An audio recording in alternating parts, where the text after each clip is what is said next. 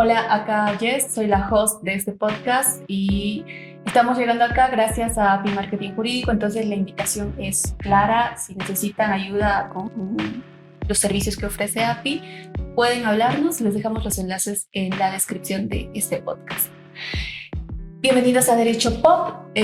Nosotros montamos un espacio para que ustedes puedan aprender desde la experiencia y los insights más inspiradores con profesionales muy capos. En el episodio de hoy hablamos con Gonzalo Ordóñez, que es fundador de Tu Kiosco Editorial and Licensing. Gonzalo es una persona que lleva casi 20 años de experiencia en el mundo de la industria cultural, tecnológica y editorial, y obviamente es abogado.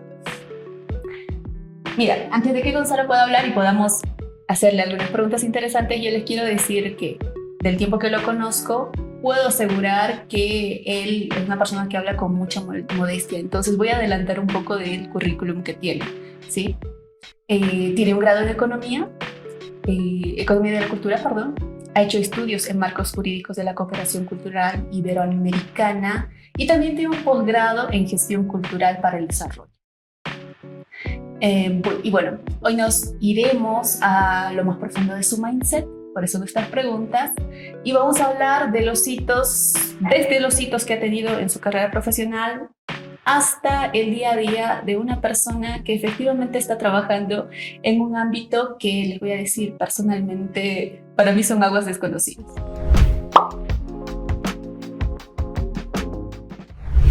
Gonzalo, bienvenido. Gracias, Jessica. Bien, mi primer acercamiento a tu currículum, así bastante profundo, ha sido porque yo te he ido a stalkear en LinkedIn. Y ahí estaba viendo cómo se puede hacer esto, un estudio en marcos jurídicos culturales. Y bueno, lo que me gustaría saber, o con la pregunta que quisiera iniciar, es ¿cuáles han sido las grandes lecciones que se te han quedado tatuadas en tu carrera profesional? Porque LinkedIn dice una cosa, pero nosotros queremos escuchar la voz.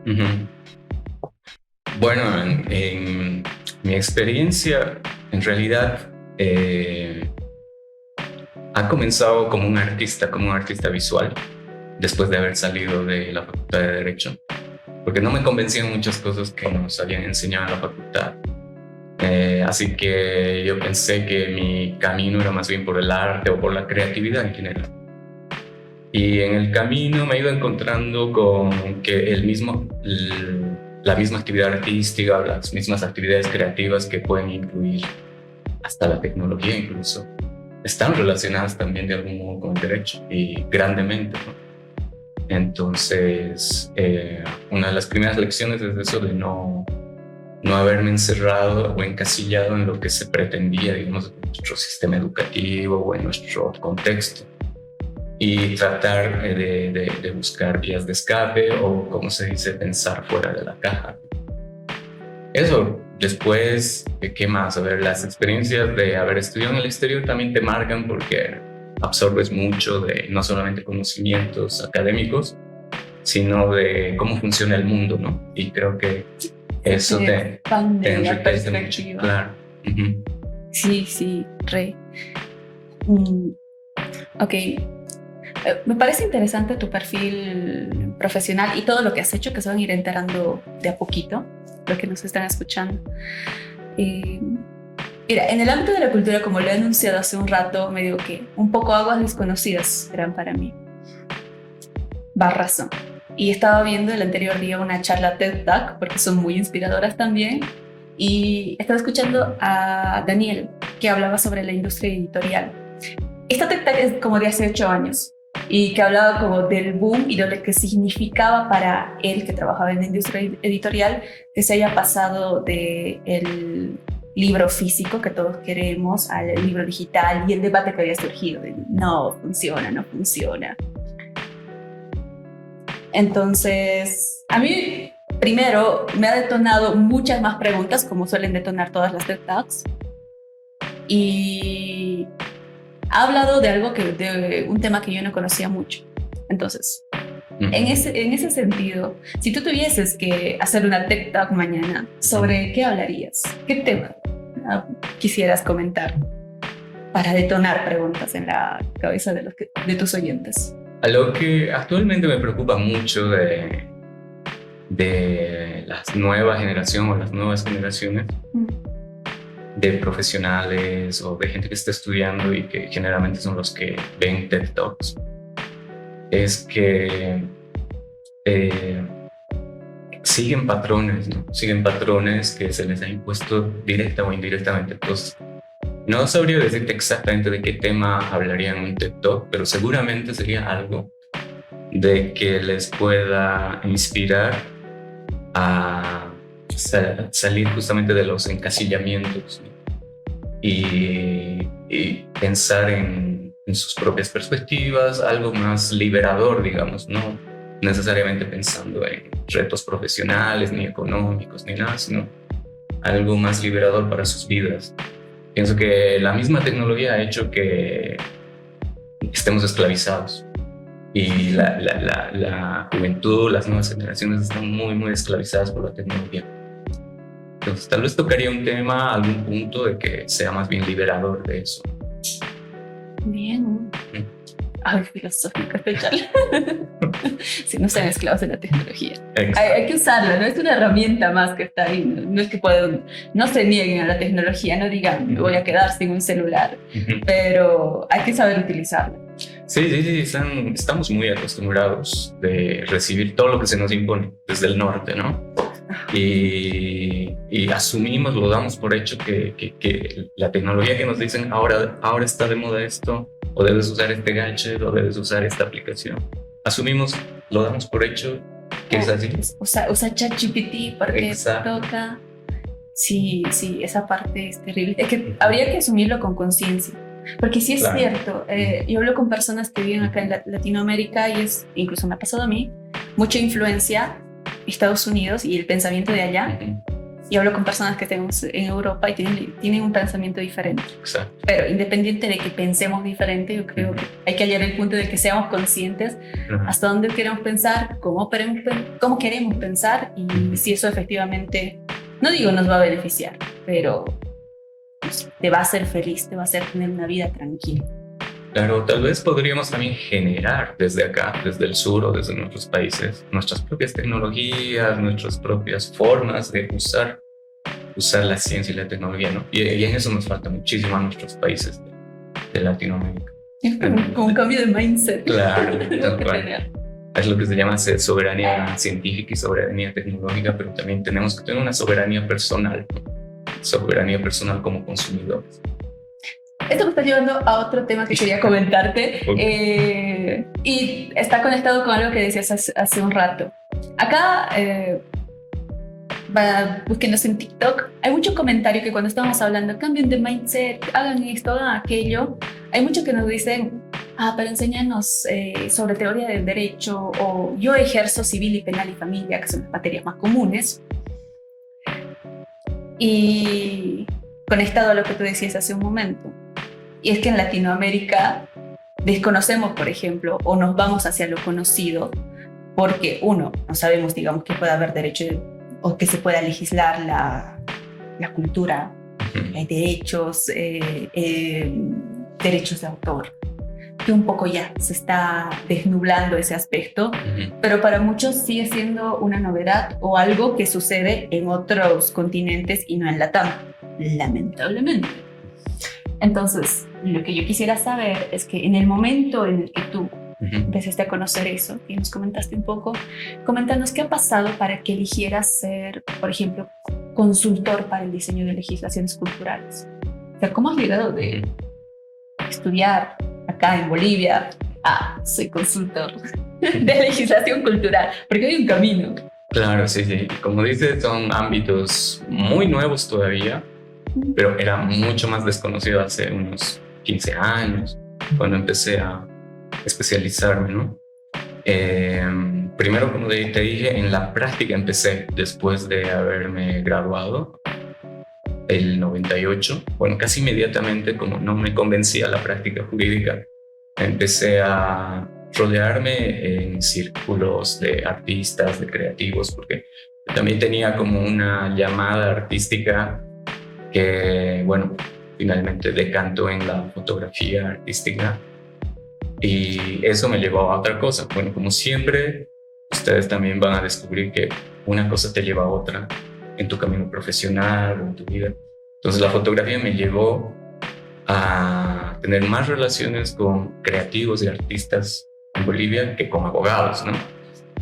Pero estos colectivos artísticos y creativos también tenían necesidades legislativas o jurídicas o de derecho. Y que no estaban cubiertas. Y que no estaban cubiertas, ni las legislaciones la previeron, ¿no? Últimamente, en los últimos años, sí se ha ido desarrollando la legislación.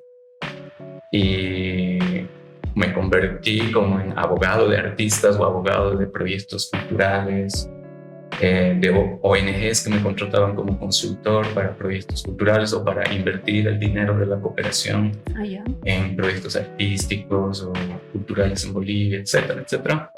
Bueno, y como eso ya fue algo empírico en los primeros años, después decidí que ese era mi camino, o sea, combinar la creatividad del arte con el derecho, y empecé a buscar opciones de estudio en el exterior.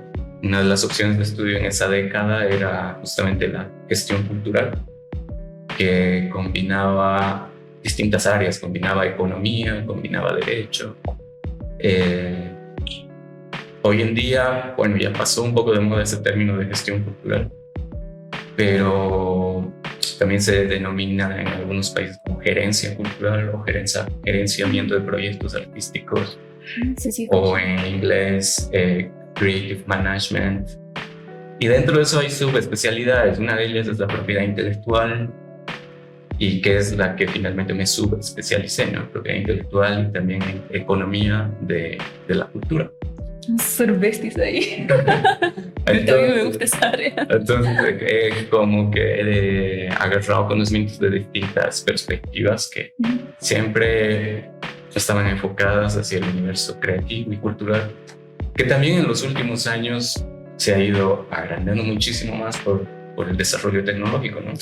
Entonces, la creatividad, las industrias creativas realmente en las últimas 2 décadas han explotado, y por supuesto requieren profesionales especializados en distintas áreas, en economía, en derecho, no solamente en cuestiones artísticas. Así que es toda una industria también, ¿no? Es toda una industria que requiere profesionales de distintas áreas. Me parece peliculesco cómo has encontrado tu nicho. Sí, claro. Sí, de otros el camino es mucho más, no sé, menos romántico, o sea, menos difícil de contar, así. Un día les voy a contar mi historia. Bueno, sí, entonces, he comentado, has participado en eso, has visto tu nicho, les has ayudado con problemas que tenían en su momento, y después has dicho, tengo que especializarme más. Y me parece hermoso que te hayas apasionado tanto como para apostar por algo por el que tal vez no muchos profesionales estábamos apostando en su debido momento, o incluso ahora no apuestan.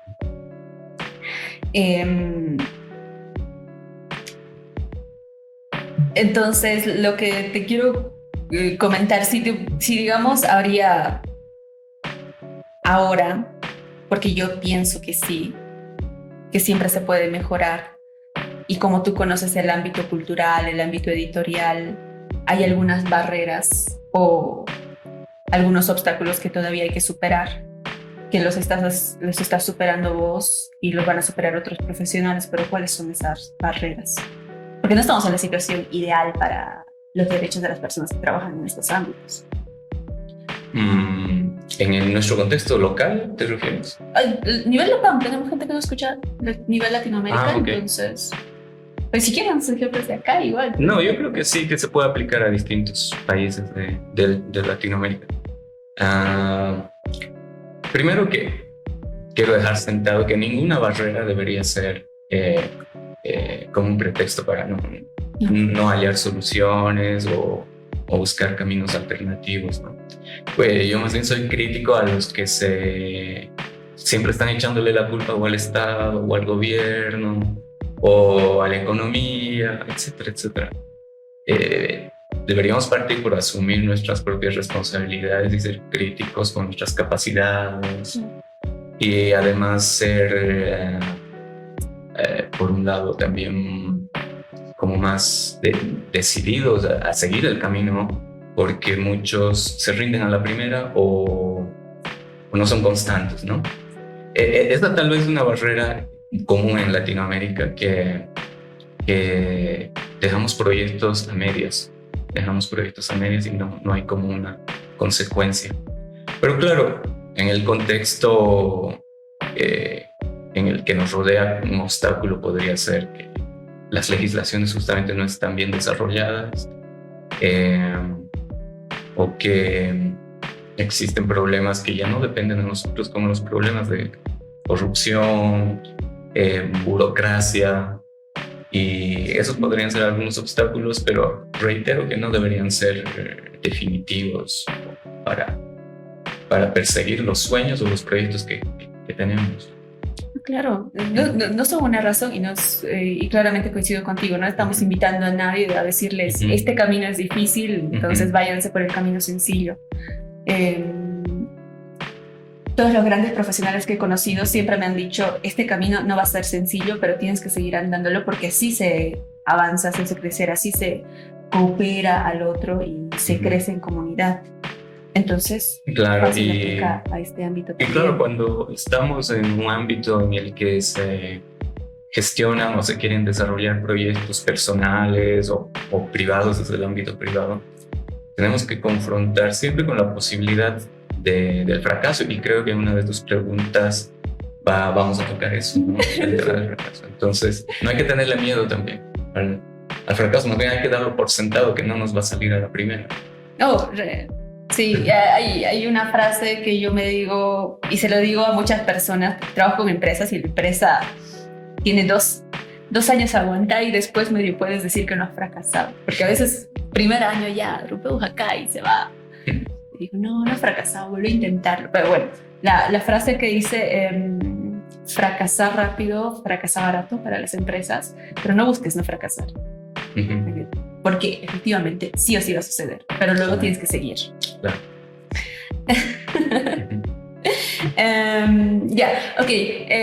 Quiero comentar algo para que ustedes conozcan un poquito más de Gonzalo y justo miren por acá, se van a apasionar para los que están viendo y para quienes no. Yo les empiezo a describir que estoy agarrando unos cómics que son hermosos, tienen colores hermosísimos y ¡wow!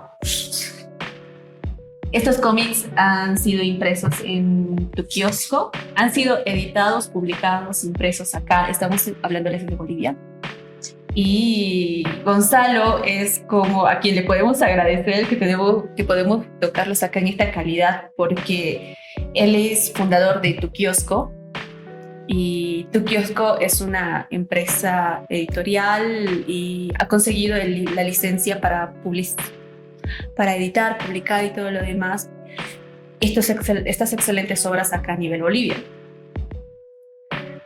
Y nos va a comentar muchas cosas más que las va a comentar mucho mejor él también. Yo entiendo que ya me has dejado claro que te has entrado de lleno y te has apasionado al compartir espacio con personas de este mundo cultural, editorial. Pero ¿cuáles han sido las razones o cuéntame el momento en el que te has dicho me levanto, quiero fundar Tu Kiosco, que así se llama la editorial, el licensing? Cuéntanos. A ver, el punto de inflexión, podríamos decir, vamos a comenzar por ahí. Ya. Es que me cansé de que en Bolivia estemos importando y creyendo que no podemos producir productos originales y con licencias oficiales, legales, y pensar que siempre las cosas culturales o productos culturales y artísticos de marca o de licencia nos vienen de Argentina, de México. Porque en un momento yo mismo, mi empresa misma empezó a importar productos de licencia de Argentina. Pero me cansé, dije, ¿por qué? Si podemos hacerlo acá, si podemos hacerlo en Bolivia. Y todos me decían, pucha, estás loco porque nuestro mercado es pequeño, nadie va a preferir un producto legal habiendo un producto pirata, vas a perder dinero, y muchos peros y obstáculos, como decíamos hace un momento. Y bueno, ese fue el punto de inflexión. Un día me cansé y dije, no, ya no vamos a importar más y podemos producirlo acá. podemos negociar directamente licencias con Disney, con Marvel, con DC Comics. ¿Por qué no? Sí, también hay mercados mucho más pequeños que el boliviano donde se realiza. Entonces, no depende mucho del tamaño del mercado, depende más bien de la integridad del proyecto, el convencimiento que vos puedes generar en el que te va a ceder la licencia o la marca. Entonces, yo dije, estas cosas sí lo podemos lograr en Bolivia. Ese fue el punto de inflexión. Entonces, ahí empezamos a negociar. Yo empecé a negociar directamente. Pero bueno, la historia viene desde más atrás, ¿no? Porque originalmente la empresa que fundé estaba destinada a crear algunas soluciones de software. Acordate que estamos hablando de hace unos 15 años, más o menos. ¿En 2005? Sí, por ahí más o menos. Entonces, creo que ni siquiera estaba muy adoptado todavía todo lo que son hoy en día las redes sociales o aplicaciones. Entonces sí había necesidades locales. ¿Quién estaba conociendo? Claro. Facebook. Exacto. Entonces había necesidades locales de nuestro medio, de que necesitaban soluciones pequeñas de software. Yeah. Entonces esa fue la primera intención de fundar una empresa con dos amigos más. Y bueno, como siempre estaba el lado creativo, el lado artístico presente, decidimos que uno de los proyectos de software tendría que estar destinado a crear como una especie de plataforma para creativos locales. Y justamente uno de los estudios, una de las consultorías que se nos encargaron salió como una demanda del país de nuevas generaciones que estaban intentando nuevos géneros de expresión. Uno de ellos era, en esa época, los cómics. Entonces dijimos, bueno, va a haber y ya lo previmos, va a haber un pequeño boom de cómics e historietas en Bolivia, entonces hay que estar acompañándolos. Satisfacer la demanda. Exacto. Entonces el proyecto nació así, pretendía ser como una plataforma donde los creativos locales, los dibujantes o los historietistas puedan subir sus ideas o sus obritas, porque claro, no, al menos en esa época no habían editoriales especializadas que estén dispuestas a invertir en los creativos, ¿no? No sé si hay ahora. Que sí, poco a poco ha aumentado. Ya, qué buena noticia. Y bueno, pero el proyecto inicial ese fracasó. Primero porque no hubo el feedback necesario que pensábamos que iba a haber de la comunidad creativa, porque había mucha desconfianza también. Eso tal vez es una de las características de nuestro país, de que hay mucha desconfianza entre todos. Entonces, siempre se piensa que si te están ofreciendo algo es porque te vas a aprovechar, que no sé, que hay desconfianza en todo sentido. Entonces, no. A cierto punto está bien, pero a veces exageran. Claro. Entonces, no previmos eso y bueno, fracasó ese proyecto. Así que como ya estaba invertido el dinero en equipamiento y todo eso, pues bueno, hay que aprovechar de algún modo esto. Y empezamos a importar productos ya hechos, como te dije. Importar de Argentina. Sí. Pero al final, bueno, vuelvo al principio de la historia. Eso resultó también en que me cansé de simplemente importar productos culturales a Bolivia. Y ahí decidí, no, nosotros tenemos que producir. Podemos producir y podemos hacerlo legalmente con productos de marca. Entonces, así es como nació lo que hoy en día se conoce como la editorial. Hay dos cosas que quiero mucho, pero dos que voy a rescatar. Primero, para negociar con Marvel, Disney, con todos los que has negociado, debes ser muy buen negociador para convencer de que Bolivia sí es un lugar donde nos deberían dar la licencia editorial y nosotros vamos a sacar productos de calidad y lo van a comprar. Porque acá hay un espacio donde, como te han dicho, hay mucha industria pirata, ¿no? Que va copiando. Y bueno, eso es algo que quería comentar. Y lo segundo que quería comentar, bueno, creo que voy a estar rompiendo otros temas, pero es que el producto que acá han hecho ustedes es de bastante calidad. Entonces no tiene nada que envidiar a lo que se hace fuera. Totalmente. Déjame comentarte algo, justamente en cuanto a la calidad, justamente para que las personas que al menos en Bolivia nos estén escuchando. Yo les digo que tenemos la capacidad de producir cosas de calidad, productos culturales o creativos, lo que sea, de calidad en Bolivia. Solo nos falta el coraje. Tal cual, tal es el punto de que siempre nos buscaban del exterior para comprar nuestros productos porque decían, este producto es mejor que el argentino, mejor que el chileno. Porque primero que estábamos cumpliendo los estándares que nos exigía Disney o que nos exigía DC, pero segundo que yo también soy como un poco perfeccionista en eso y deseaba que siempre salga lo mejor, ¿no? Y tenemos las capacidades de acá en Bolivia para que tengamos productos de calidad y que sea superior a los de Argentina o México, Chile. Entonces, a los que están en estos ámbitos de industrias creativas y culturales les digo eso, o sea, no se piensen que somos menos. Y tampoco piensen que no hay industria acá. Claro. O sea, a más gente que se incorpore o que se anime a trabajar en esta industria al mismo tiempo para nuestra comunidad legal. Todas estas personas, todas estas empresas van a demandar asesoría en ese ámbito. Entonces, no es que quieran trabajar en el ámbito editorial y es que solo hay 5 editoriales y no voy a poder trabajar yo con esas 5. Siempre hay una oportunidad.